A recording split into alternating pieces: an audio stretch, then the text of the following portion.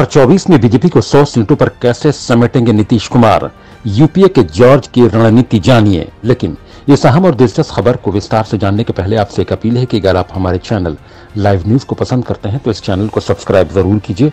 Notification के जरिए channel live news पर अपलोड की जाने वाली नई खबरों की तुरंत जानकारी प्राप्त करने के लिए बेल आइकन को भी दबाइए और साथ ही इस खबर को लाइक करते हुए अपने सभी जानने वालों के साथ शेयर भी जरूर कीजिए। कमेंट बॉक्स में अपनी राय भी लिखिए। हाँ, तो बात हो रही थी 2024 में बीजेपी को 100 सीटों पर कैसे समेटेंगे नीतीश कुमार। मई और जून की तपिश से पहले कांग्रेस अध्यक्ष मल्लिकार्जुन खड़गे और नीतीश कुमार के बीच मुलाकात ने अप्रैल में ही दिल्ली और पूरे देश का सियासी तापमान बढ़ा दिया है। 12 अप्रैल को कांग्रेस अध्यक्ष के सरकारी आवास 10 राजाजी मार्ग पर मल्लिकार्जुन खड़गे, राहुल गांधी, तेजस्वी यादव और नीतीश कुमार के बीच करीब 2 घंटे तक विपक्षी एका को लेकर चर्चा हुई। पत्रकारों से बात करते हुए नीतीश कुमार और मल्लिकार्जुन खड़गे ने मीटिंग को ऐतिहासिक बताया। खड़गे से मुलाकात करने के बाद नीतीश कुमार आप संयोजक अरविंद केजरीवाल से भी मिलने पहुंचे। 3 दिवसीय दिल्ली दौरे के बाद नीतीश कुमार ने 2003 की तरह बीजेपी के खिलाफ एक नया और प्रभावी मोर्चा के गठन का संकेत दिया है। सूत्रों के मुताबिक सब कुछ ठीक रहा तो इस महीने के अंत में दिल्ली में कांग्रेस समेत कुछ विपक्षी पार्टियों की एक मीटिंग होगी जिसमें नीतीश कुमार को गठबंधन का संयोजक बनाया जा सकता है। नीतीश सामान्य विचारधारा वाले दलों को एक मंच पर लाएंगे जिससे 2024 के चुनाव में बीजेपी को 100 से कम सीटों पर समेटा जा सके। फरवरी 2023 में नीतीश कुमार ने एक सभा में कहा था कि अगर कांग्रेस विपक्षी एकता की पहल कर दें तो बीजेपी लोकसभा चुनाव 2024 में 100 सीटों पर सिमट जाएगी। 25 साल से गठबंधन के सहारे केंद्र और बिहार की सत्ता में रहे नीतीश के इस दावे पर सवाल भी उठ रहे हैं, लेकिन नीतीश कुमार और उनके नेता बार बार इस दावे को दोहरा रहे हैं। आइए जानते हैं कि आखिर नीतीश कुमार के पास ऐसी क्या रणनीति है जिसके सहारे लोकसभा चुनाव में बीजेपी को 100 सीटों पर समेट देने का दावा कर रहे हैं। ममता, केसीआर और जगमोहन समेत 11 नेताओं को साथ लाने की तैयारी नीतीश कुमार की पहली कोशिश उन नेताओं को साथ लाने की है जो या तो कभी कांग्रेस में रह चुके हैं या यूपीए गठबंधन में। ममता बनर्जी, केसीआर और जगनमोहन रेड्डी कांग्रेस से निकलकर खुद की पार्टी बना चुके हैं, यानी इन नेताओं का बैकग्राउंड कांग्रेस ही रहा है। वर्तमान में ममता बनर्जी पश्चिम बंगाल, केसीआर तेलंगाना और जगनमोहन रेड्डी आंध्र प्रदेश के मुख्यमंत्री हैं। तीनों नेता कांग्रेस में आने को तैयार नहीं हैं। नीतीश इन नेताओं को साथ कर एक मंच पर लाने की तैयारी में हैं। इसके अलावा कर्नाटक के एचडी कुमारस्वामी, महाराष्ट्र के शरद पवार और उद्धव ठाकरे, ओडिशा के नवीन पटनायक, हरियाणा के ओम प्रकाश चौटाला और राष्ट्रीय पार्टी सीपीएम और आप को भी गठबंधन में शामिल कराने की रणनीति है। कुमारस्वामी, नवीन पटनायक, अरविंद केजरीवाल और ओम प्रकाश चौटाला से नीतीश कुमार का व्यक्तिगत संबंध है।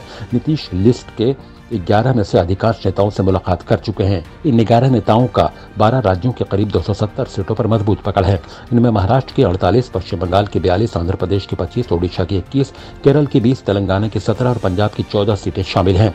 महाराष्ट्र, कर्नाटक और बंगाल को छोड़कर बाकी राज्यों में बीजेपी ज्यादा मजबूत स्थिति में नहीं है। लोकसभा की 450 सीटों पर बीजेपी वर्सेस ऑल की रणनीति। नीतीश कुमार की दूसरी और सबसे बड़ी रणनीति लोकसभा की 450 सीटों पर बीजेपी और अन्य पार्टियों के बीच सीधा मुकाबला करने की है। इनमें महाराष्ट्र की 48, पश्चिम बंगाल की 42, बिहार की 40, तमिलनाडु की 39, कर्नाटक की 28, राजस्थान की 25, गुजरात की 26 सीट भी शामिल हैं। जिन 13 पार्टियों को नीतीश कुमार एक मंच पर लाने की कोशिश कर रहे हैं, 2019 में उनका वोट परसेंट करीब 45% था। 2019 के चुनाव में 303 सीटें जीतने वाली बीजेपी का वोट परसेंट 37% था। नीतीश कुमार का मानना है कि अगर 400 सीटों पर बीजेपी वर्सेस ऑल होता है तो वोट नहीं बटेगा और इसका नुकसान बीजेपी को हो सकता है। इसे उदाहरण से समझिए। 2019 में बिहार की 40 सीटों पर हुए चुनाव में बीजेपी को 17 सीट, जेडीयू को 16 सीट, लोजपा को 6 सीट और कांग्रेस को 1 सीट पर जीत मिली। वोट परसेंट देखा जाए तो बीजेपी को 23.58, जेडीयू को 21.81, राजद को 15, कांग्रेस को 7 और लोजपा को 7% वोट मिला। अभी जेडीयू, राजद, कांग्रेस और वाम पार्टियां बीजेपी के विरोध में हैं। इन पार्टियों का वोट फीसद 50 से भी ऊपर है। अगर चुनाव में इन पार्टियों का वोट एक मुश्त पड़ा तो बीजेपी की भी मुश्किल बढ़ सकती है। जातीय जनगणना और सेंट्रल एजेंसी की कार्रवाई बनेगा मुख्य मुद्दा। बीजेपी के खिलाफ बनने वाले गठबंधन का कॉमन मिनिमम प्रोग्राम भी तैयार करने की रणनीति है। संभवतः कांग्रेस के नेतृत्व में बनी पूर्व के संयुक्त प्रगतिशील गठबंधन का नाम भी बदला जा सकता है। बिहार में 2015 में नीतीश कुमार और लालू यादव ने यूपीए के बदले महागठबंधन नाम दिया था। सभी दल 2 बड़े मुद्दे पर आगे बढ़ेंगे। इनमें पहला मुद्दा देश भर में जातीय जनगणना कराने की है।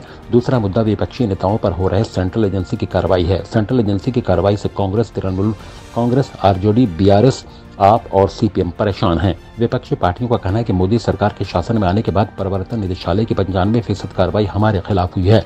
सुप्रीम कोर्ट में इसको लेकर याचिका भी दाखिल की गई थी। जातीय जनगणना का मुद्दा देश की ओबीसी समुदाय को सीधे हिट कर रही है। लोकसभा की सभी सीटों पर ओबीसी समुदाय 30 से 40% के करीब है, जो गेम चेंजर माने जाते हैं। जातीय जनगणना को अगर 2024 में विपक्ष मुद्दा बनाने में सफल रहती है तो बीजेपी को काफी नुकसान हो सकता है। विपक्षी एका के लिए नीतीश सबसे मुफीद क्यों? नंबर 1, गठबंधन का तिकड़म जानते हैं नीतीश कुमार। पिछले 25 सालों में 9 दलों के साथ गठबंधन कर सरकार चला चुके हैं। इनमें बीजेपी, कांग्रेस जैसी राष्ट्रीय पार्टी और आरजेडी, एलजेपी जैसी क्षेत्रीय पार्टी भी शामिल है। नीतीश कुमार सीट बंटवारे से लेकर गठबंधन में सहयोगियों को एडजस्टमेंट का काम बखूबी जानते हैं। साथ ही गठबंधन में वोट ट्रांसफर का भी तिकड़म नीतीश को पता है। इसलिए कांग्रेस और अन्य विपक्षी नेताओं के लिए नीतीश सबसे मुफीद हैं। दूसरा, बेदाग चेहरा, करप्शन का कोई आरोप नहीं है। नीतीश कुमार करीब 16 साल से बिहार के मुख्यमंत्री हैं। वे केंद्र की अटल बिहारी वाजपेयी सरकार में भी मंत्री रह चुके हैं, पर नीतीश पर अब तक कोई करप्शन का आरोप नहीं लगा है। नीतीश कुमार की ईमानदारी की तारीफ बीजेपी के दिग्गज नेता भी कर चुके हैं। ऐसे में विपक्षी एका के इस प्रयास पर बीजेपी करप्शन का आरोप ज्यादा नहीं लगा पाएगी। नीतीश के खिलाफ सेंट्रल एजेंसी के पास कोई केस भी नहीं है। तीसरा, सेकुलर छवि, अधिकांश नेताओं से रिश्ते बिहार में बीजेपी के साथ रहने के बावजूद नीतीश कुमार की छवि सेकुलर रही है। नीतीश अपने 3C करप्शन, क्राइम और कम्युनलिज्म से समझौता नहीं करने के संकल्प को बार बार दोहराते रहे हैं। नवीन पटनायक, ममता बनर्जी, ओम प्रकाश चौटाला, सुखबीर सिंह बादल, सीताराम येचुरी समेत कई विपक्षी नेताओं से नीतीश कुमार के व्यवहारिक रिश्ते हैं, जो गठबंधन को मजबूत करने में काम आ सकता है। चौथा, शरद पवार का हिट विकेट होना। नीतीश कुमार से पहले विपक्षी एकता को मजबूत करने की जिम्मेदारी शरद पवार को मिलने की अटकलें थी, लेकिन गौतम अडानी और नरेंद्र मोदी के डिग्री विवाद में जिस तरह से उनकी पार्टी और उनका बयान आया, उससे कई दल असहज हैं। तृणमूल ने तो शरद पवार को अडानी का दोस्त बता दिया था। शरद पवार के हिट विकेट होने के बाद कांग्रेस के पास नीतीश से बेहतर विकल्प नहीं है। अब किस्सा जॉर्ज फर्नांडिस का, जिन्हें 24 पार्टियों को जोड़ा था। 1998 में कांग्रेस के खिलाफ बीजेपी के नेतृत्व में राष्ट्रीय जनतांत्रिक गठबंधन एनडीए का ऐलान किया गया। एनडीए में राजनीतिक दलों को जोड़ने की जिम्मेदारी नीतीश कुमार के राजनीतिक गुरु जॉर्ज फर्नांडिस को दी गई। जॉर्ज ने AIADMK, तृणमूल कांग्रेस, हरियाणा विकास पार्टी जैसे करीब 16 पार्टियों को साथ लाया। शिवसेना, अकाली दल, जनता दल और बीजेपी मिलाकर 1998 में 20 दलों का यह गठबंधन बना। गठबंधन को लोकसभा चुनाव में बहुमत मिला, जिसके बाद अटल बिहारी वाजपेयी प्रधानमंत्री बने। 13 महीने बाद AIADMK के समर्थन वापस लेने के बाद सरकार गिर गई। 1999 में चुनाव का बिगुल फिर बजा। जॉर्ज ने इस बार 24 पार्टियों को साथ जोड़ लिया। भारत में यह सबसे अधिक पार्टियों का गठबंधन था। लोकसभा चुनाव में 5 पार्टियों ने डबल अंक में और 1 पार्टी ने ट्रिपल अंक में सीटें जीती। एनडीए की यह सरकार 5 सालों तक चली। इस खबर के आखिर में आपसे एक बार फिर अपील है कि अगर आप चैनल लाइव न्यूज को पसंद करते हैं तो इस चैनल को सब्सक्राइब जरूर कीजिए। नोटिफिकेशन के जरिए चैनल लाइव न्यूज पर अपलोड की जाने वाली नई खबरों की तुरंत जानकारी प्राप्त करने के लिए बेल आइकन को भी दबाइए और साथ ही इस खबर को लाइक करते हुए अपने सभी जानने वालों के साथ शेयर भी जरूर कीजिए। कमेंट बॉक्स में अपनी राय भी लिखिए। प्रकाश पीयूष के साथ Khalid Raza Khan, channel live news, Delhi.